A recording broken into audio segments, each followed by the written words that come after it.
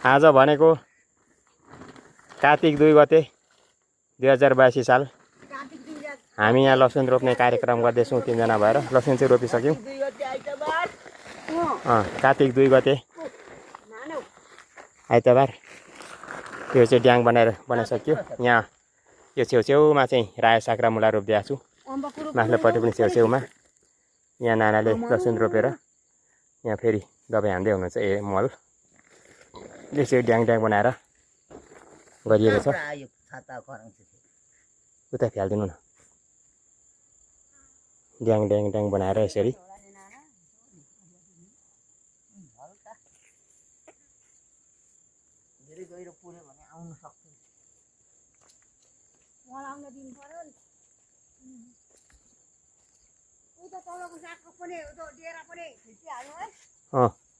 यहाँ चाहिँ मुला रोपेको छ देवीले।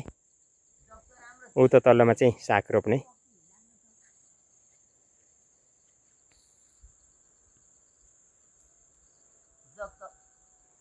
के यो लसुनलाई मल लगाउनु भएको नानाले?